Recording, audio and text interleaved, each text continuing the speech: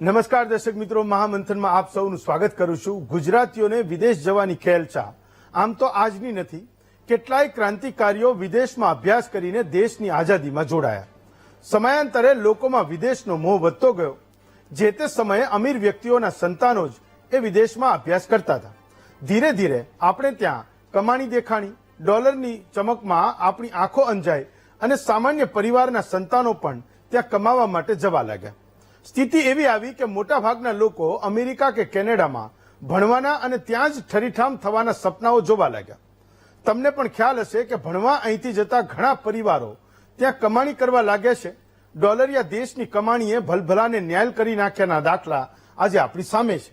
પણ હવે આ ચમક ઝાંખી પડવાની તૈયારીઓ ચાલી રહી હોય એવું અત્યારે ડેટા કહી રહ્યા છે। અમેરિકા અને કેનેડાએ વિદેશી વિદ્યાર્થીઓની સંખ્યા પર બ્રેક મારવા કમર કસી છે। કેનેડાએ 2026થી 28 માટે એક નવો ઇમિગ્રેશન પ્લાન બહાર પાડ્યો છે, જેમાં ભારતીય વિદ્યાર્થીઓની સંખ્યામાં ઘટાડો કરવાનું કેનેડા વિચારી રહી છે।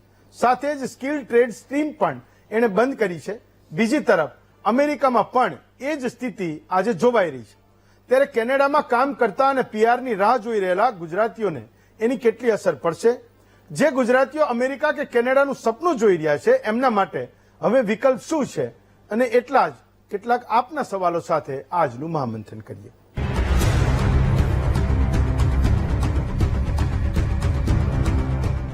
તો અમેરિકામાં ટ્રમ્પ સરકારે જેટલા પણ વિઝાના નિયમો અઘરા કર્યા એટલું જ અઘરું એ ગુજરાતના ગામડે ગામડેથી વિદેશમાં ભણવા જતા અને ખાસ તો અમેરિકામાં ભણવા જતા એ વિદ્યાર્થીઓનું પણ અમેરિકામાં જવું, એની અરજી પાસ થવી એ બધું અઘરું એ ધીમે ધીમે બની રહ્યું છે। અમેરિકામાં ટ્રમ્પના સમર્થકો એ વિદેશી વિદ્યાર્થીઓની સામે મોરચો માંડીને બેઠા છે। તો ત્યાંની સરકારો પણ ત્યાંની જનતા એ દબાણ કરી રહી છે કે તમે વિદેશના વિદ્યાર્થીઓને એ આપણા દેશમાં એ આવતા રોકો અથવા ઓછા કરો। સાવ બંધ તો થઈ ના શકે, પરંતુ ડેટા એવું કહી રહ્યા છે કે ધીમે ધીમે અમેરિકન યુનિવર્સિટીઓ જે ગુજરાત અને ભારતના વિદ્યાર્થીઓથી ન્યાલ થતી હતી ત્યાં એ વિદ્યાર્થીઓની ઉણપ, એની ઓછપ એ ધીમે ધીમે દેખાવાની શરૂ થઈ રહી છે। એક બાજુ એ યુનિવર્સિટીનું દબાણ પણ અમેરિકન સરકાર પર હશે, ટ્રમ્પ પર હશે કે તમારી નીતિઓને બદલો, કારણ કે સૌથી મોટી મુશ્કેલી એ અમને થઈ રહી છે। આ મોટી મોટી યુનિવર્સિટીઓ જે વિદ્યાર્થીઓની ફીથી ચાલતી હતી એ ધીમે ધીમે એ સુકાવા માંડી છે, અથવા તો ત્યાંનો માહોલ એ ધીમે ધીમે નીરસ થવા જઈ રહ્યો છે। તો મોટા ભાગે ગુજરાતમાંથી જેટલા પણ વિદ્યાર્થીઓ અમેરિકા માટે સ્ટુડન્ટ્સ વિઝાની અરજી કરતા હતા એમનું એ વિઝા રિજેક્શન એ સૌથી વધારે આવી રહ્યું છે। આ રિજેક્શન પછી ગુજરાતમાંથી મોટા ભાગના વિદ્યાર્થીઓ એ કેનેડા તરફ એ વળ્યા હતા। પણ આજની તારીખે કેનેડાથી પણ ખૂબ એ માઠા સમાચાર આવી રહ્યા છે। સારી સ્થિતિ ત્યાં પણ એ ગુજરાત અને ભારતના વિદ્યાર્થીઓ માટે નથી બની રહી। આમ એક બાજુ તમે જુઓ તો કેનેડા એ ભારત સાથેના સંબંધો સુધારી રહ્યું છે। આપણા વિદેશ મંત્રી અને એમના વિદેશ મંત્રી એકબીજાના દેશમાં જઈ આવ્યા તો એક આશા પણ જાગી છે કે ચલો વ્યાપારિક સંબંધો છે એ દેશના એ સુધરી રહ્યા છે। છેલ્લા 2 વર્ષમાં જે સૌથી તળિયે પહોંચી ગયા હતા એમાં કંઈક થોડો ઘણો એ સુધાર થઈ રહ્યો છે। પણ કેનેડા માટે જે વિદ્યાર્થીઓ અરજી કરી રહ્યા છે, ભણવા જવા માટે અરજી કરી રહ્યા છે, એમના માટે હજુ પણ સ્થિતિ વધારે વણસે એવી વાત છે। કેનેડામાં એક ડેટા એવું કહે છે કે ભારતના વિદ્યાર્થીઓ જે કેનેડામાં ભણવા માટે એપ્લિકેશન કરે છે, વિઝા અરજી કરે છે, એ વિઝાની સંખ્યા 50% થઈ ગઈ। અને એવા પણ સમાચારો છે કે આ 50ના બદલે આ આંકડો એ 80% થવાનો પણ અંદાજ છે। સરકાર, કેનેડાની સરકાર જે રીતે વર્તી રહી છે। ડેટા એવું પણ કહે છે કે ગયા ઓગસ્ટ મહિનામાં, એટલે કે ઓગસ્ટ 2025માં 2 મહિના પહેલાનો ડેટા છે એવું કહે છે કે ભારતીય વિદ્યાર્થીઓને કેનેડામાં ભણવા માટે જેટલી પણ એમણે અરજીઓ કરી એમાંથી 75% અરજીઓ કેનેડિયન ઇમિગ્રેશને એક સાથે એને રદ કરી દીધી। તો કેનેડિયન ઇમિગ્રેશન એવું પણ કહે છે કે આ થવાનું કારણ એ એમને ત્યાં એડમિશનમાં સૌથી વધારે બનાવટી જે દસ્તાવેજો એમને મળતા હતા, જે ડોક્યુમેન્ટ મળતા હતા, એ ઓફર લેટર પણ ડોક્યુમેન્ટમાં નકલી મળતા હતા। એમાં બાંગ્લાદેશ અને ભારતમાંથી એનો સૌથી વધારે હિસ્સો છે અને એના કારણે અમે એને અત્યાર પૂરતી એ બ્રેક મારી રહ્યા છીએ। જેમ અમેરિકામાં સરકાર પર ત્યાંની જનતાનું દબાણ છે, એવી જ રીતે કેનેડામાં પણ ત્યાંના પ્રધાનમંત્રીના સરકાર પર એ જનતાનું દબાણ છે કે તમે વિદેશથી આવતા લોકોને અહીંયા રોકો, તમે ઓછા કરો. અને એનું જ કારણ છે કે પરમાનન્ટ રેસિડન્ટ માટે સ્કિલ્ડ વર્કરની એક ખૂબ પોપ્યુલર એવી સ્કીમ એ સરકાર એ બંધ કરવા જઈ રહી છે. એવું કહી રહી છે કે ભાઈ આ તમે 2 વર્ષથી અહીંયા અરજી કરી એ અમારે ત્યાં પેન્ડિંગ છે, અમે તમને પાછી આપી દઈશું, એના પૈસા પણ પાછી આપી દઈશું, પણ અમે એને પ્રોસેસ કરવા માંગતા નથી. એની સાથે ગુજરાતમાંથી સૌથી મોટી સમસ્યા એક એ પણ છે કે જે મા બાપના સંતાનો કેનેડામાં રહે છે એને અત્યાર સુધી બહુ જ સરળતાથી એ વિઝા કેનેડા આપી દેતું હતું, પણ એવા મા બાપ એમના સંતાનોને મળવા માટે, એમના પૌત્રોને મળવા માટે, પૌત્રીઓને મળવા માટે, એમના સંતાનોને મળવા માટે પણ એ જ્યારે અરજી કરે છે તો એનું રિજેક્શન, એટલે કે જેને ટુરિસ્ટ વિઝા કહે છે, માત્ર 6-8 મહિનાના વિઝા હોય, એને મુલાકાત લઈને પાછું એ ગુજરાત આવી જવાનું હોય, એવા એ વડીલો વૃદ્ધોના વિઝા પણ અત્યારે કેનેડા જબરજસ્ત રીતે રિજેક્ટ કરી રહ્યું છે. તો કેનેડા અને અમેરિકામાં ભણવા અને જે લોકો મુલાકાત માટે જાય છે, જેના સંબંધીઓ ત્યાં રહે છે, એમની કેટલીક મુશ્કેલીઓ છે, એના પ્રશ્નો આજે આપણે મહામંથનમાં ચર્ચવાના છીએ. આપણી સાથે જનકભાઈ નાયક છે, ઇમિગ્રેશન એક્સપર્ટ છે, દિગંત સોમપુરા છે, વિદેશી બાબતોના જાણકાર છે, ડોક્ટર વાસુદેવ પટેલ છે, federation of Gujarati association of યુએસએના એ પોતે પ્રેસિડેન્ટ છે, આપણી સાથે યુએસએથી બેઠા છે. કેનેડાથી આપણી સાથે હેમંતભાઈ શાહ છે, trade committee Canadian Hindu chamber of કોમર્સના પોતે ચેરમેન છે અને કેનેડા અને ભારતના સંબંધો સુધરે, કેનેડા અને ભારતના વ્યાપાર સંબંધો સુધરે એના માટે એ પોતે એક એમ્બેસેડરનું કામ પણ કરી રહ્યા છે. તો સૌથી પહેલો સવાલ હેમંતભાઈ તમને કરું છું કે અમેરિકાથી જે સ્ટુડન્ટ્સ પીજી કરવા માટે અમેરિકામાં જવા માંગતા હતા એમના વિઝા રિજેક્શન થયા. હું ઘણા બધા લોકોને જાણું છું, ઘણા બધા ઇમિગ્રેશન એક્સપર્ટને મળું છું, તો કેનેડિયન ઇમિગ્રેશનનું કામ કરતા એ એક્સપર્ટ્સ અત્યારે અમદાવાદમાં એટલીસ્ટ નવરા નથી. એમની પાસે ઢગલાબંધ અરજીઓ એ અમેરિકામાં નહીં જઈ શકનારા સ્ટુડન્ટ્સની કેનેડા માટે આવી રહી છે. તો એક બાજુ તમે લોકો પ્રયત્ન કરો છો કે વિદેશ મંત્રીઓ એકબીજાના દેશમાં આવી ગયા, આપણા વ્યાપારિક સંબંધો સુધરે, પણ કેટલાક મહત્વના પ્રશ્નો, સ્ટુડન્ટ્સના પ્રશ્નો, ગુજરાતના ગામડામાંથી મા બાપ જે પેટે પાટા બાંધીને કેનેડા મોકલવા માંગે છે એમના એ મા બાપના પ્રશ્નો એ સરકારોના લેવલે નહીં ચર્ચાતા હોય કે ભાઈ તમે એટલીસ્ટ જે કંઈ વિઝા આપો એમાં અમને પણ કંઈક તમે ગણો. હું એક બાજુ એવું જોઉં છું કે વિયેતનામ જેવા દેશોમાંથી મહત્તમ સ્ટુડન્ટ્સની અરજીઓને કેનેડા પાસ કરી રહ્યું છે અને લઈ રહ્યું છે, અને ભારતમાંથી, ગુજરાતમાંથી જે વિદ્યાર્થીઓ અરજી કરે છે મોટાભાગની એ રિજેક્ટ થઈ રહી છે. તો આપણી સામે કોઈ માહોલ બની રહ્યો છે અથવા તો એને કોઈ એવી મુશ્કેલી છે જેના કારણે આપણા સ્ટુડન્ટ્સના વિઝા મહત્તમ રીતે રિજેક્ટ કરી રહ્યા છે? હેમંતભાઈ. નમસ્કાર હેમંતભાઈ અને આપના શ્રોતાઓને. આપનો સવાલ, you put me on a spot. પહેલા જ સવાલમાં કેનેડા ઇન્ડિયાના જે રિલેશન જે થોડા બગડ્યા હતા હવે બહુ સારા થઈ રહ્યા છે. અમારા 2 મિનિસ્ટર અનિતા આનંદ અને મનિંદર સિંધુ ઇન્ડિયામાં હતા હમણાં. ભારતના foreign minister doctor Jaishankar last week અહીંયા ટોરોન્ટોમાં હતા અને કમરમાં આપણા ઓનરેબલ પ્રાઇમ મિનિસ્ટર મોદીજી હતા. એટલે રિલેશન સુધરી રહ્યા જી. હવે તમે જે કેનેડા ઇન્ડિયા અને સ્ટુડન્ટોની વાત કરો છો અને સ્ટુડન્ટોના વિઝાની વાત કરો છો, એક વસ્તુ છે કે જે કેનેડાની હમણાં જે સિચ્યુએશન છે, આપણા જે અહીંયા બધા એક્સપર્ટ છે, પણ કોઈ બી મેં સાંભળ્યું છે કોઈ કેનેડાની આર્થિક બાબત તો ડિસ્કસ કરતું જ નથી. Everybody is talking about immigration and student, પણ હમણાં કેનેડા શું સફર થઈ રહ્યું છે ઇકોનોમિકલી એ કોઈ ચર્ચા કરે છે? કેનેડાનું મેજર બિઝનેસ પાર્ટનર 79% કેનેડાનું એક્સપોર્ટ ક્યાં છે? US. Our 79% export is US. We are dependent on US from last more than 100 years. આજે કેનેડા પર યુએસએ ટેરિફ નાખી છે. આજે અહીંયા ઇન્ડસ્ટ્રીઓ બંધ થઈ ગઈ. હમણાં મેજર 2 ઓટો ઇન્ડસ્ટ્રી બંધ થઈ, એક નિયર ટોરાન્ટો, એક મોન્ટ્રિયલ. એટલે જો તમે એક બાજુ જોશો કે કેનેડાની સિચ્યુએશન હમણાં વિથ ઇકોનોમી, અમેરિકા જે ટેરિફ દુનિયાને નાખ્યા છે અમારા પર જ નાખ્યા છે. અમે તો ફ્રેન્ડ, અમે તો પડોશી, તો બી અમારા પર એને એવા સ્ટ્રિક્ટ નાખ્યા છે. એટલે Canada is suffering major economy struggle. અને જે અમારું બજેટ આવ્યું હમણાં અને કાલે એક બજેટ પાસ થયું, એ બજેટમાં જે કેનેડાની સરકારે નાખ્યા છે આ ઇન્ડસ્ટ્રીઓને સપોર્ટ કરવા, કે ઇન્ડસ્ટ્રી જે ટેરિફ વોરમાં સફર થઈ રહી છે. અને આગળ આપણે આના પર ચર્ચા કરીશું.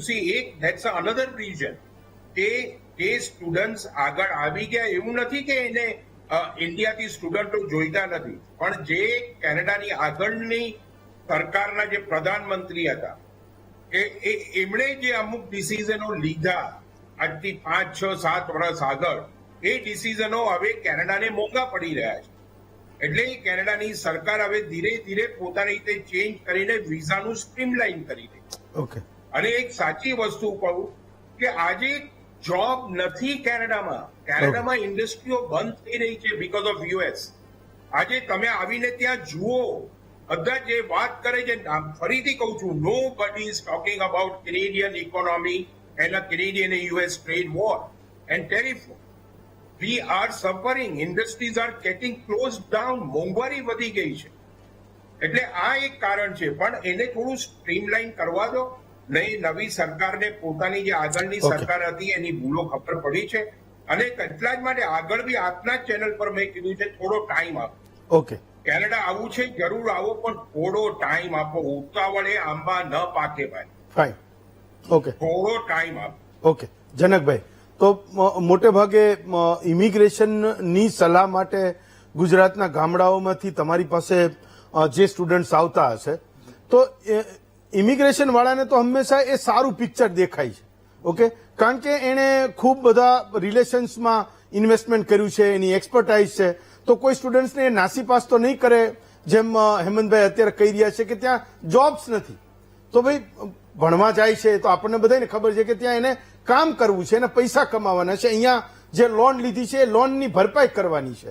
તો વાસ્તવમાં આજના એ સ્ટુડન્ટ્સને અહીંયા જે અરજી કરનારા જે મા બાપ અને એના જે સંતાનો છે એને એ બોધ છે ખરો કે કેનેડામાં સ્થિતિ ખૂબ ખરાબ છે. ભાઈ અમેરિકા નથી વિકલ્પ તો હું કેનેડાને પસંદ કરું, કેનેડામાં માથાકૂટ છે તો હું કોઈક બીજા વિકલ્પને પસંદ કરું. પણ એક મેજર પિક્ચર કેનેડાની તરફેણમાં દેખાઈ રહ્યું છે. તો આ બે કોન્ટ્રાડિક્ટરી છે. ત્યાં એમ કે જોબ્સ નથી, મોટી મોટી આપણે લાઈનો જોઈએ છે, અને અહીંથી તમે લોકો ફ્રી નથી પડતા એમની કન્સલ્ટન્સી કરતા. હું આ બે સ્થિતિને સમજવા માંગુ છું. ઘણી બધી વાર એવું થતું હશે કે કોઈ સંજોગોવશાત કોઈ સ્ટુડન્ટ ત્યાં પહોંચી પણ જાય તો એની મુશ્કેલીઓ પણ ખૂબ મોટી હોતી હશે. હું આજના આ સિનારીઓને સમજવા માંગુ છું. હેમંતભાઈ, તમે બહુ પાયાની વાતો કરી છે. જે વિદ્યાર્થી મિત્રોના પેરેન્ટ્સ અહીંયા છે અને જે વિદ્યાર્થીઓ ત્યાં છે, બંનેની એક કોમન ગોલ ઉપર અત્યારે કામ કરી રહ્યા છે કે કેમ કરીને કેનેડામાં સેટલ થવું ઓર કેમ કરીને અમેરિકામાં સેટલ થવું. આ બંનેની વચ્ચે જે ઇમિગ્રેશન પોલિસીમાં ચેન્જીસ આવ્યા છે એ ખરેખર આપણે સમજવું પડશે કે કેનેડાએ ક્ષમતા કરતા વધારે પહેલા વિઝા આપ્યા, જેના કારણે એ લોકોના હાઉસિંગ પ્રોબ્લેમ થયા, જોબ્સના પ્રોબ્લેમ થયા. હવે આ કરતા કરતા બી 1.5-2 વર્ષનો સમય નીકળી ગયો છે અને આ બધું સેટલ થઈ રહ્યું છે. છેલ્લા થોડા વખતના તમે ફિગર્સ જોશો તો અત્યાર સુધી એવું થયું કે ટોરન્ટો એટલે કેનેડા, બ્રિટિશ કોલંબિયા એટલે કેનેડા. હવે ગવર્મેન્ટ પોતે પણ થાકી છે કે તમે આટલી બધી વોલ્યુમની અંદર મોટા સેન્ટર ઉપર આવો, તો ગવર્મેન્ટ ઈચ્છે છે કે તમે નાના નાના સેન્ટર ઉપર જાઓ, ત્યાં જરૂરિયાત છે, તમે ત્યાં સેટલ થાઓ. આ બધાને એવું છે કે ભાઈ જ્યાં નજીકમાં મળે ત્યાં જ જવું છે. જે લોકો દૂર જાય છે ત્યાં વધારે રૂપિયા પણ કમાય છે, જોબ પણ મળે છે, સેટલ પણ થાય છે. That doesn't mean I am saying કે everyone is getting job. Okay. પણ તમે જો દૂર જઈને કંઈ પણ પ્રવૃત્તિ કરવાની કોશિશ કરો છો તો ઓપોર્ચ્યુનિટીઝ છે. રહી વાત કે જ્યારે તમે ફિયર ઓફ અનનોનમાં ફસાવો છો, તમને ખબર નથી, કાયદા નથી ખબર, પ્રોગ્રામ્સ વિશે નથી ખબર, તો તમે ભવિષ્યને લઈને ચિંતિત થાવ છો. જો તમે કોઈ સેલ્ફ મેડિકેશન ના કરો અને કોઈ એક્સપર્ટ પાસે જઈને સલાહ એટલીસ્ટ લો, ફોર્ચ્યુનેટલી ઇન્ડિયામાં બધું મફત છે, તો તમે જઈને તમે માહિતી લો, સાચા રસ્તા સિલેક્ટ કરો, સાચા પ્રોગ્રામ સિલેક્ટ કરો, તો હું આજે પણ કહું છું કે ચોક્કસપણે તમે કેનેડા જેવા કન્ટ્રીમાં સેટલ થઈ શકો છો. બસ ખાલી તમારે જેમ હેમંતભાઈએ કહ્યું એમ પેશન્સ રાખવાની જરૂર છે અને સાચો રસ્તો પકડીને જો તમે આગળ જશો તો બિલીવ મી કશું જ ખોટું નથી અને આગળ જતા બધાનું ભલું જ થશે. મારો સવાલ તો એ હતો કે ગ્રેજ્યુએશન અહીંયા કમ્પ્લીટ થઈ ગયું ને જેને પીજી માટે જવું છે એવા પણ હજારો વિદ્યાર્થીઓ અમદાવાદ અને મોટા શહેરોમાં આવે છે કે ભાઈ હું અરજી કરું, ભણ્યા ગમે ત્યાં ગુજરાતમાં કે ભારતમાં, પણ એ ગુજરાતના છે ને એને જવું છે કેનેડા માટે. તો તમે એવું કહો છો કે પેશન્સ રાખે, તો કેટલું પેશન્સ રાખે? એ 5 વર્ષ કોઈ ડોક્ટરી કરી, એને 3 વર્ષનો કોઈ કોર્સ કરવા માટે જવાનું છે, એડમિશન જ નહીં મળે તો એટલે પેશન્સ શું રાખે? એમ એની ઉંમર જતી જશે. આપણા સામાજિક પરિવેશમાં કેટલીક વસ્તુઓ તમે સમજો છો કે એ કેવી રીતે એ ધાણ ખમે, તમે એવું કહો છો, કેવી રીતે ધાણ ખમે? હેમંતભાઈ હું એવી રીતે કહીશ કે જે લોકો ડિઝર્વિંગ કેન્ડિડેટ છે, સ્કિલનો તો કોઈ વિકલ્પ જ નથી, દરેક દેશે એને આવકારવા જ પડશે. જે લોકોનું ઇંગ્લિશ સારું છે, જે લોકો જેન્યુઇન સ્ટુડન્ટ છે અને એસ્ટાબ્લિશ કરી શકે છે, તો એ લોકોને વિઝા મળે જ છે. અત્યાર સુધી એવું હતું કે લિબરલી એ લોકોએ બધાને વિઝા આપ્યા એટલે કોઈ 19-20માં નીકળી ગયા, હવે ક્રીમ લઈ રહ્યા છે. સો એવું બી નથી કે તમે વર્ષો રાહ જોવાની છે, પણ તમે જેમ તમે સમય જશે, આઈ બિલીવ કે જાન્યુઆરી ઓનવર્ડ્સ જે નવી પોલિસીઓ આવી રહી છે, હું તો હેમંતભાઈ એવી સરસ રીતે વાત કરીશ કે જે રીતે અમેરિકામાં H1 ઉપર લોકો અટક્યા છે, એ લોકોને બી કેનેડા ખુલ્લા હાથે વેલકમ કરવા જઈ રહ્યું છે. તો આઈ એમ શ્યોર કે આવનારો વખત કેનેડામાં રહેનારા વિદ્યાર્થીઓ માટે પણ સારો છે અને અમેરિકાથી કેનેડા જવું હશે એ લોકો માટે પણ સારું જ છે. ફાઇન.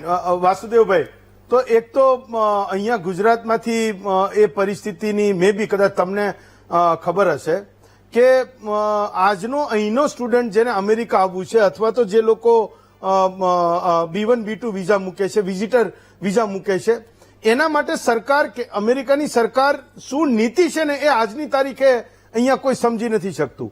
હું એ આંકડાઓને જોઈ રહ્યો તો એવું કહે છે કે ઓલમોસ્ટ આપણા જે વિઝાની અરજીઓ છે એ રિજેક્શનના કગાર પર છે. એટલે તમે એને ક્યારે તમે 100 ગણી લો એ ખબર નહીં.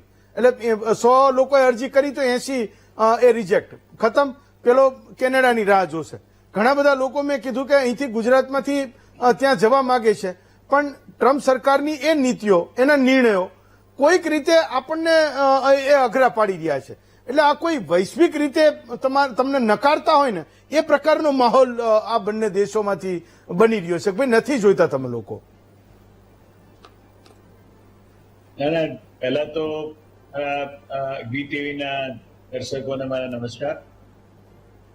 આપણો પ્રશ્ન થોડોક વ્યાજબી છે, પણ જેમ જનકભાઈએ કહ્યું કે અમનભાઈએ કહ્યું કે કેનેડાની જે પરિસ્થિતિ છે કે એ પ્રમાણે અમેરિકાની પણ થોડીક સ્ટેગ્નન્સી આવી છે. હજુ અમેરિકામાં એટલો મોટો લેવો કે જોબની અછત એવું નથી અને એમ્પ્લોયમેન્ટ એટલું છે નહીં. ઓકે, એટલે એ રીતે તો સારું છે, પણ જે પ્રમાણમાં ઇમિગ્રન્ટ્સ અહીં આવી રહ્યા હતા એમાં જેમ તમે કહ્યું કે ભાઈ વિયેટનામના ઇમિગ્રન્ટ વર્સિસ અમેરિકા ભારતના ઇમિગ્રન્ટ, પણ this is a question of ડિવર્સિટી.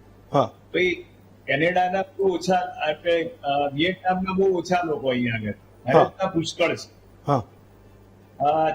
એક માન્યતા એવી પણ છે કે ભારતના લોકોએ વધારે પડતા ફ્રોડ કરીને અમેરિકામાં એન્ટ્રીઓ કરેલી છે. તો એ પણ એક માનસિકતા એના એડમિનિસ્ટ્રેશનમાં છે. થોડુંક રાજકીય રીતે પણ થોડોક એનો પ્રતિભાવ પણ પડ્યો છે એમ કહી શકાય. ને નવા દરેક વસ્તુ કરો કે નવા તમે ઇમિગ્રન્ટ વિઝા ગણો કે સ્ટુડન્ટ વિઝા ગણો, 1 નવેમ્બર જે લોકો અહીં હતા એ લોકો અહીં જ ઇન્ટરવ્યુ આપતા હતા, એની જગ્યાએ એમને એમના દેશમાં જવું એ આવ્યું છે. જે લોકો નોન સ્ટેટસ વાળા હતા ને પરણી જતા હતા, મોટા ભાગનું એવું માલુમ પડવા આ લોકોના રિવ્યુમાં એવું આવ્યું મોટા ભાગના લોકો એનો દુરુપયોગ જ કરી રહ્યા છે. હમ, એક વખત વિઝા મળે પછી 2 વર્ષ પછી છૂટા થઈ જવું, આ છે તે છે. હમ, એટલે એ પણ વસ્તુઓ જે આપણી ગેરરીતિઓ આચરેલી છે ને હમ. એને આ લોકો થોડાક ટ્રીટ બનાવી રહ્યા છે. હમ. એટલે એના કારણે એ પેલી શું કહેવાય કે નેગેટિવ ઇમ્પ્રેશન ઉભી થઈ રહી છે. હા, હવે બીજું કે ઈએડી જે 48 મહિના પહેલા એ લોકો રિન્યુઇંગ ફોર 48 અવર હા. એ લોકોએ મહિનાનો કરી દીધો. હા, બીજી ઇફેક્ટ એ આવી કે પહેલા 14 વર્ષથી નીચેના હા, અને 79 યર્સથી ઉપરના હતા હા, એ લોકોને ઇન્ટરવ્યુ માટે રિલેક્સેશન હા, કે રૂબરૂ ના જવું પડે. હવે એ લોકો એને ફરજિયાત બનાવી દે. હા, ને H1 નું તો હવે બધું જગ જાહેર થઈ ગયું છે. હમ. એને it is not only for Indian. હા. H1B વિઝા લોકો 72% મેળવે છે એટલે આપણને આટલા ઉપર આખો ટેરિફ ઓકે, એવું નથી. It is a right to everybody. Hmm, શું કે એ બધી વસ્તુ જે હવે એ લોકોએ નવા વિઝાની નીતિઓમાં ખાસ તો બાયોમેટ્રિક ઇન એન્ડ આઉટ કરી દીધા, એટલે જેથી કરીને ખોટા લોકો ખોટા પાસપોર્ટથી જતા હોય આવતા હોય એની ઉપર એ થયું. હવે બીજું એક હેલ્થ, જેથી કરીને અહીં આવ્યા પછી ગવર્મેન્ટના માથે ના પડે. હા, તો ધારો કે યુ આર હા. ઓબેસિટી હોય કે ઓબેસ હોય હા, તો એ લોકોને પણ એ લોકો હવે વિઝાના રિજેક્શન વધી રહ્યા છે. અચ્છા, એટલે there are so many things to consider. અને આ દેશ એની દ્રષ્ટિએ કરી રહ્યો છે. એવું નથી કે એને ભારત પ્રત્યે બિલકુલ અણગમો છે, કે ભારતનું સ્કિલ પોલિસમાં ઘણી બધી ઇન્ડસ્ટ્રીને સફર થવું પડે એવું છે. Okay, fine. દિગંતભાઈ, હું તમારી પાસે વાસુદેવભાઈ આવીશ. એક સવાલ છે પણ હું પહેલા દિગંતભાઈને એક વાત પૂછી લઉં. દિગંતભાઈ, એક તો મુદ્દો એ છે કે આપણે ત્યાંથી જનારા અમેરિકા અને કેનેડામાં ભણવા માટે જનારા એ લાખો વિદ્યાર્થીઓ છે. ડેટા જે કહે છે એ ક્યાંક કોઈક એવી કોઈક દિશા તરફ આપણને લઈ જઈ રહ્યા છે કે કોઈકના કોઈક સ્તરે એ સરકારો સાથે ઇમિગ્રેશનને લઈને અથવા તો માત્ર ને માત્ર સ્ટુડન્ટ વિઝાને લઈને કોઈક કંઈક ચર્ચા, વાર્તાલાપ, વાટાઘાટ કે કોઈક આપણા પ્રશ્નોની વાત એ ત્યાં સુધી પહોંચવી જોઈએ. મુદ્દો એ પણ છે કે કોઈક એક સ્ટુડન્ટ્સે નક્કી કરી નાખ્યું કે હું વિદેશની આ કોઈ યુનિવર્સિટીમાં એડમિશન લઈશ ને હું આગળ ફર્ધર એડમિશન હું ત્યાં લઈશ. માનો કે અત્યારની પરિસ્થિતિ એવી છે કે ભાઈ મોટા ભાગનું રિજેક્શન જ આવી રહ્યું છે, એને રાહ જોવાની છે. પણ એ રાહ જોતા જોતા પણ એની ઉંમરનો એક ભણવાનો એક જે સમયગાળો છે એ જતો રહે એ સ્થિતિ છે. ઘણી બધી વાર તો એ તારીખોની એક દોઢ વર્ષની મુશ્કેલીઓ. તો તમને લાગે છે કે કોઈ ડિપ્લોમેટિક કોઈ એનું સમાધાન છે કે આપણી સરકારો એની સરકારો ભેગી થઈને આનો કોઈ નિવેડો લાવશે? હેમંતભાઈ, આપણો મુદ્દો જે મેઇન છે કે ગુજરાતીઓ જે પરદેશ જવા ઈચ્છતા હોય હા. એ ભણવા માટે કે સ્થાયી થવા માટે હા. આપણે એના પર જો ફોકસ કરીએ તો પરદેશ જવું આપણા ગુજરાતીઓના લોહીમાં વર્ષોથી છે. વર્ષો પહેલા આપણે આફ્રિકા, યુકે, યુરોપના, અમેરિકા જેવા દેશોમાં આપણે ઘણા ગુજરાતીઓ સ્થળાંતર કર્યું, સુખી થયા, પૈસા કમાયા અને એ રીતે આપણે આ રીતે સ્થળાંતર કરતા રહ્યા છીએ. હવે જે સ્થળાંતર કરવાની જે બાબતો બની છે એમાં બે વાત થઈ. એક તો જે ઓફિશિયલ જતા હોય, કાયદેસર રીતે જતા હોય એ કે જે ઓફિશિયલ વિઝા લેતા હોય, ઓફિશિયલ સ્ટુડન્ટ વિઝા લેતા હોય, બિઝનેસ માટે જતા હોય, અને બીજા ખોટી રીતે જતા હોય જે પેલી ચેનલો ક્રોસ કરીને, બોર્ડર ક્રોસ કરીને. હવે બોર્ડર ક્રોસ કરીને અમેરિકાના વડાપ્રધાને જે રીતે અત્યારે નવા કડક નિયમો બનાવ્યા છે અને એનો અધિકાર પણ છે કે પોતાના દેશમાં ગેરકાયદેસર વસાહતીઓ ના આવે એના માટે કડક વલણ અપનાવે, ખોટું પણ નથી. સાથે સાથે જે ઓફિશિયલ જે લોકો જતા હોય એમના માટે જે અમે કંટ્રોલ કર્યા છે એમાં આપણે ચિંતા કરવાની થોડી ઘણી બાબતો બની છે, એની આજે જે વાત કરીએ. પરદેશ જવું, મેં જેમ કહું એમ ખોટું નથી. પોતાના વિકાસ માટે, પોતાના સમાજ, પોતાના પરિવાર માટે, પોતાના સંતાનો માટે તમે પરદેશ જાઓ, સારું કમાઓ અને તમે ત્યાં સ્થાયી થવાનું વિચારતા હોય, બરાબર છે. હાલની પરિસ્થિતિ અત્યારે જે રીતે થઈ છે એ પ્રમાણે અમેરિકા જવા માટે જે સ્ટુડન્ટ વિઝાની વાત કરીએ તો સ્ટુડન્ટ વિઝાને અત્યારે જે રીતે કંટ્રોલ કરી રહ્યા છે એમાં ડોનાલ્ડ ટ્રમ્પની અત્યારે એક પોલિસી એવી દેખાઈ રહી છે કે એમને પરદેશથી આવતા વિદ્યાર્થીઓ એની ફી પર બહુ નિર્ભર નથી. કારણ કે એની પાસે અમેરિકા પાસે ઘણા બધા બીજા રિસોર્સિસ છે, પૈસા કમાવાના, એક એજ્યુકેશન, એક ઇન્ડસ્ટ્રી બની ગઈ છે 100%. પણ સાથે સાથે જે અમેરિકાએ અત્યારે એઆઈ, આર્ટિફિશિયલ ઇન્ટેલિજન્સ ઉપર જે ફોકસ કર્યું છે, 2025ના આંકડા હેમંતભાઈ વાત કરીએ તો લગભગ $193 બિલિયન 2025 સુધી રોકાણ કર્યું અને 2026માં એ 2.5 ગણું થઈને 500 બિલિયન સુધી એઆઈ પર ફોકસ કરવાના છે. આના લીધે ઘણી બધી જોબ્સને કટ થાય અને જે માણસોની જરૂર નથી એટલે એઆઈના થાય. આનો ઘણો વિરોધ પણ અમેરિકામાં થઈ રહ્યો છે. સૌથી પહેલા વિરોધ થયો હતો હોલીવુડમાં. હોલીવુડના ઘણા બધા જે ફિલ્મ ઇન્ડસ્ટ્રી સાથે સંકળાયેલા હતા એમણે આ એઆઈ ઇન્ડસ્ટ્રી માટેનો બહુ વિરોધ કર્યો. હવે આવા સંજોગોમાં પરદેશ તમે જાઓ છો અને ત્યાં જઈને જો તમને કામ ધંધો ન હોય, ત્યાં તમારું સ્ટેટસ ન હોય, ત્યાં તમને નોકરી ન મળતી હોય, તમારી ત્યાં ભણવાના ઠેકાણા ના હોય, તો તમારે સ્ટુડન્ટ હોય કે કોઈ પણ માણસ જતો એને બહુ સમજી વિચારીને પહેલા પરદેશ જવાનું પ્લાન કરવો પડે. હવે હાલની પરિસ્થિતિ અત્યારે એવી થઈ છે હેમંતભાઈ કે અત્યારે ભારતમાં અત્યારે એટલા બધા ઓપોર્ચ્યુનિટીઝ અત્યારે ઉભી થઈ છે કે H1 વિઝાના લીધે જે પ્રોબ્લેમ અમેરિકામાં ડોનાલ્ડ ટ્રમ્પે ઉભા કર્યા એના કારણે ઘણી બધી કંપનીઓ અત્યારે હવે ઇન્ડિયામાં આવી રહી છે અને ઇન્ડિયામાંથી એ લોકો H1 માટેના જે એમના સ્કિલ વર્કર હતા અહીંયા બેસીને એમની પાસે કામ કરાવશે. એ આપણા ભારત માટે પણ એક સારી બાબત કહેવાય. ભારત પાસે બહુ મોટું વિશાળ બ્રેઇનનો એક આપણો વર્ગ છે કે જે હોશિયાર જે કહી શકાય એવા લોકો. આવા લોકો પરદેશ જઈને પોતાની જાતને જ્યાં ત્યાં એ તૈયાર કરતો હોય તો હવે એના માટે હવે ભારતમાં પણ ઓપોર્ચ્યુનિટી ઉભી થઈ છે. હવે તમે જે વાત કરી કે કેટલું ધીરજ રાખવી, ધીરજ રખાય જ નહીં. તમને જયારે એક ઓપોર્ચ્યુનિટી માટેનો દરવાજો બંધ થાય એટલે ઓટોમેટિકલી તમારે અને પરદેશ જવું એટલે જરૂર નથી કે તમે પરદેશ જાઓ તો જ તમે હોશિયાર થશો. અહીંયા પણ આપણી પાસે ભણવાના માટે ઘણા બધા ઇન્સ્ટિટ્યૂટ છે, સારા છે, ત્યાંની કમ્પેરિઝનમાં ઓછી પણ ફી થતી હોય તો તમે અહીંયા પણ તમારું સ્કિલ ડેવલપ કરી શકો, તમારું એજ્યુકેશન ડેવલપ કરી શકો. હવે પરદેશ જવું આજથી 25-50 વર્ષ પહેલાની પરિસ્થિતિ અલગ હતી, અત્યારની અલગ છે. તમે અહીંયા પણ સારામાં સારું તમે જીવન જીવી શકો એવા વાતાવરણ ઉભા થયા છે, પણ એમાં એનો બેઝ આવે છે તમારે જો કામ કરવું હોય તો. જેને કામ નથી કરવું એ માણસને ક્યાંય કામ મળવાનું નથી. જે અહીંયા પાનના ગલ્લે ઉભા રહેતા હોય અને ચાની કેટલીઓ પર બેસીને જે વાતો કરતા હોય અને ત્યાંના ભાઈબંધોની વાતો સાંભળી અમેરિકામાં આવું, એવા માણસો ત્યાં જઈને ત્યાં ઝાડુ કાઢતા હોય, બીજા અનસ્કિલ લેબર કામ કરતા હોય અને $1000 કમાય ને અહીંયા આવીને બધાને કહે કે હું $1 લાખ મહિને કમાઉં છું, પણ કેવી રીતે કમાય છે અને કેવી રીતે બચાવે એનો જીવ જાણતો હોય. એટલે આવા જો તમારે આવા જ કામ કરવા હોય તો ત્યાં તમારે હવે કંટ્રોલ કરવો જોઈએ, કારણ કે ત્યાંના જે નેટિવ એટલે વ્હાઇટ અમેરિકન્સ છે કે ત્યાંના બીજા અમેરિકન્સ છે એ પણ કંઈક ને કોઈક રીતે આપણે વિડીયો રીલ્સમાં જોઈએ છે કે આપણે ભારતીયો માટે અણગમો બતાવી રહ્યા છે. આવું શા માટે થાય? ભારતીયો પોતાની જાતને શા માટે એક નીચા સ્તરે આપણે લઈ જવાનો પ્રયત્ન કરીએ? એ લોકો અત્યારે એક સમય એવો હતો આપણને માનભેર જોતા હતા, અત્યારે એક જગ્યા એવી પણ બની છે કે આપણા ભારતીયો માટે નીચું જોવાનું કરતા પણ થયા છે. તો આવું કરવાનું કોના હાથમાં છે? આપણા હાથમાં છે. શક્ય એટલું પરદેશ જવાનું હવે તમે બહુ એવા સપના જોવાના બદલે અહીંયા જ તમે તમારું કાર્યક્ષેત્ર વધારીને તમારી હોશિયારી બતાવો તો અહીંયા પણ તમને સારામાં સારા મોકા મળે જ છે. ફાઇન.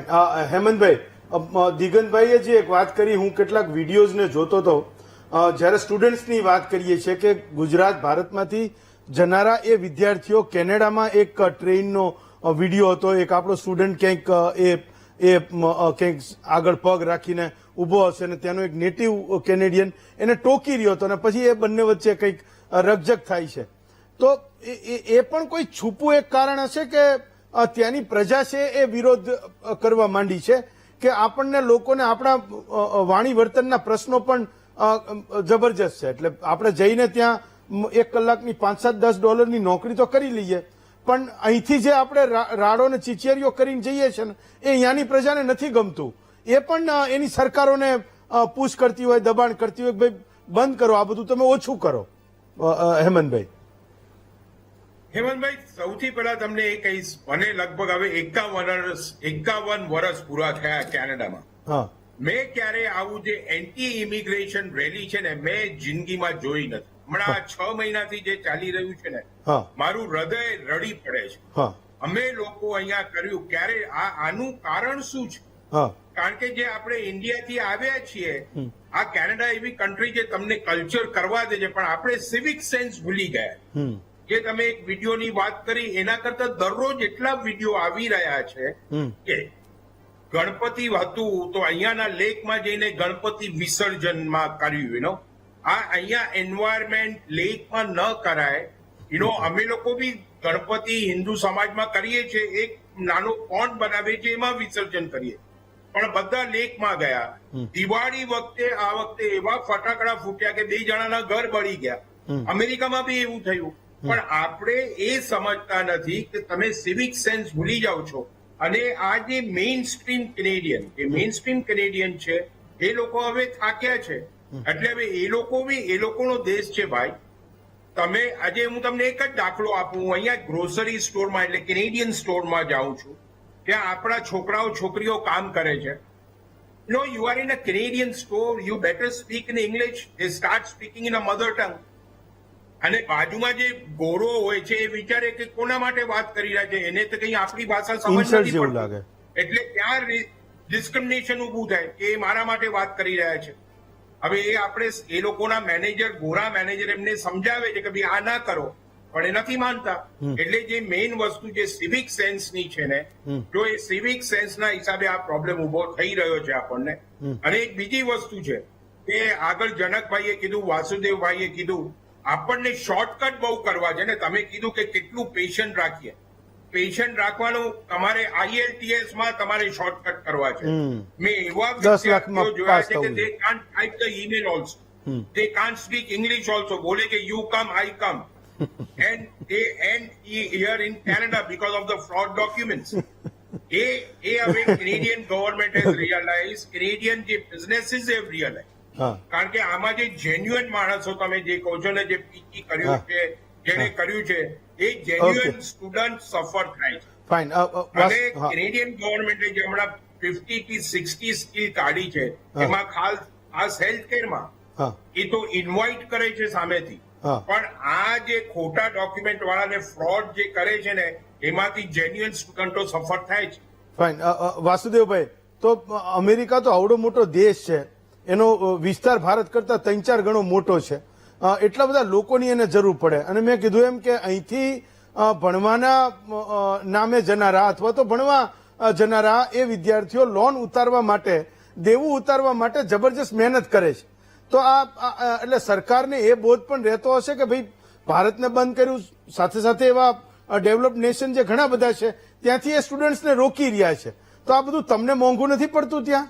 એટલે તમે લોકો તે એટલે બોલો તો ખબર પડે કે ભાઈ માથાકૂટ તો છે. તમે આ અહીંથી સ્ટુડન્ટ્સના નામે જે લોકો ત્યાં જાય છે, કામ કરે છે, તમારે એને મેં એવું સાંભળ્યું હતું કે તમે એને રેસ્ટોરન્ટમાં એના વેજીસ પ્રમાણે કોઈ નેટિવ અમેરિકનને રાખો તો તમારે લીગલી $22-25 દેવા પડે ને આ બિચારા આપણા વાળા $5-7 કામ કરતા હોય.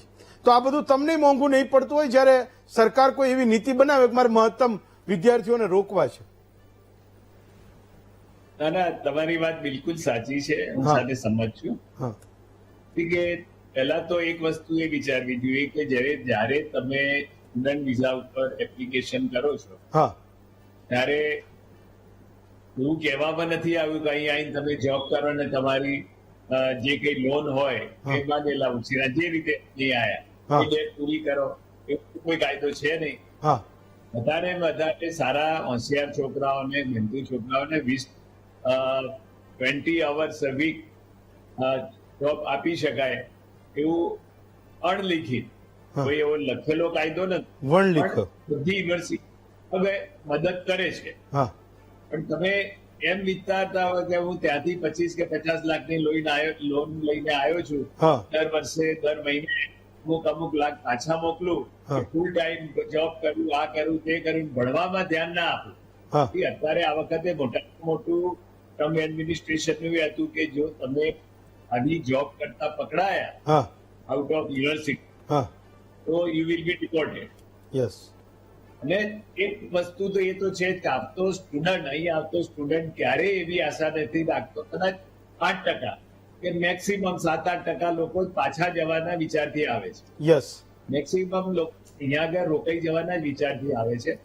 મારી પર તો એટલા બધા આપણા પર્ટિક્યુલરલી ગુજરાતના પેરેન્ટ્સના ફોન આવે છે કે મેં દેવું કરીને છોકરાને મોકલ્યો છે, પ્લીઝ એને હેલ્પ, જોબ માટેની મદદ કરો. અત્યાર સુધી ઇટ વોઝ વેરી ઇઝી. વીકેન્ડમાં ગેસ્ટ છે, આ છે, તેમાં જોબ કરી શકાતી હતી. અને એ મુદ્દો પણ છે કે આપણા લોકોનો પણ વાત છે કે આપણા લોકોને હાયર કરે છે અને કેમ ત્રીજા ભાગનો પગાર આપે છે, એ આપણો પણ વાત છે. એમાં સરકારનો તો વાત છે. સાથે સાથે થોડું કઈ જે વૈમનસ્ય ભારતીયો તરફ દેખાવાની શરૂઆત થઈ છે. જી એટલું કોઈ હાઈ પોઈન્ટ ગયું જી નથી. જી જી એનું કારણ એ છે કે યસ કોલ સેન્ટર યસ ત્યાંથી એટલા બધા ફોન કોલ આવતા હોય છે. મારી ઓફિસમાં પેલા જે દોડિયા કે કાળિયા બી આવે ને ઇન્ડિયન એટલે not in a good respected એના ટોનમાં they call me, they try to cheat me. હવે એ પાર્ટ તો આપણે ભારત સરકારે કે ગુજરાતમાંથી ઘણા બધા કોલ મારી પર આવેલા છે. જી તો એ આપણા તરફથી એને રોકવાના છે, ટ્રુ ટ્રુ જેથી કરીને પ્રદેશમાં લોકોનું માન ને બધું યસ સચોટ. અને આગળ જતા હજી આ 5-7% જેવું ખુલ્લું છે ને એ ખુલ્લું રહે એના પ્રયત્નો અહીંથી કરવાના છે, હું એવું સમજુ છું. જનકભાઈ અને દિગંતભાઈ, ડોક્ટર વાસુદેવભાઈ અને હેમંતભાઈ ચારેયનો ખૂબ ખૂબ આભાર માનું છું. તમારી પાસે જે હાલના સંજોગોમાં જે માહિતી હતી એ તમે આપી છે. ઘણા બધા કિસ્સામાં હું એવું માનું છું કે કેનેડા બંધ થાય, અમેરિકા બંધ થાય, પણ આપણા વાળાને જે રસ્તો કરવાની જે આદત છે ને એ મે બી કદાચ જનકભાઈ જેવા ઇમિગ્રેશન એક્સપર્ટ એ વધારે સમજતા હશે કે અહીંયા નહીં તો ક્યાં, એમ એ વિકલ્પ એના મનમાં એ સતત રમતો રહેતો હશે. આ માહિતી જેમ મારી પાસે છે, હવે તમારી પાસે પણ છે, એમ ત્યાં જનારા જે સ્ટુડન્ટ છે એના મા બાપ છે એની પાસે પણ છે, એ પણ કંઈક રસ્તાઓ વિશે વિચારતા હશે. પણ આપણે એવી આશા રાખીએ કે જે લોકોને વાસ્તવમાં જેન્યુનલી ભણવા જવું છે, ગુજરાત અને દેશનું નામ ત્યાં જઈને જે લોકો કરે છે એના માટે એ સ્થિતિઓ વધારે સારી રહે, એ સુધરી રહે. યસ, હેમંતભાઈને કેવું લાસ્ટ 10 મિનિટ 10 સેકન્ડ સર. એટલું કેવું છે કે 10 તમે સેકન્ડ. કોઈ બી દેશમાં જાઓ હા. પણ માતૃભૂમિ અમારા માટે કર્મભૂમિ કેનેડા છે, વાસુદેવ માટે યુએસ છે. અમે માતૃભૂમિ ને કર્મભૂમિની ભાવનાઓ દિલમાં રાખી છે. એટલે આ જે નવા યુવાનો આવે છે જો એ રાખશે ને માતૃભૂમિ ને કર્મભૂમિ, ટ્રુ, તો એને ક્યારેય એને તકલીફ નહીં એને થાય. લજ્જિત નહીં કરે. Fine, yes. 10 second વાસુદેવભાઈ, 10 second 10. થી આપણે બેલેન્સ કરવાની જરૂર છે. ભારતની લાગણી અને અમેરિકાની લાગણી જી સાથે સાથે અહીં અમારું જે આ ભોગાલ યુએસએ છે, federation of Gujarati association of USA, જી એના દ્વારા પણ અમે ઘણી બધી મદદ હા, કરીએ એટલે છીએ ત્યાં અને બધાને યુનાઇટ કરવા માટે જ એક આખી સંસ્થા ઉભી કરી ફાઇન. છે. તો અને હું- call us. હું એવું સમજુ છું વાસુદેવભાઈ ને હેમંતભાઈ કે તમે ત્યાંય તે આ બધા પ્રયત્નો કરજો કે આપણી છાપ છે ને એ એકદમ બનેલી રહે. અને મેં કીધું એમ કે 5-10% જે ખુલ્લું છે ને એ ખુલ્લું રહે. ચારેય વક્તાઓનો ખૂબ ખૂબ આભાર માનું છું.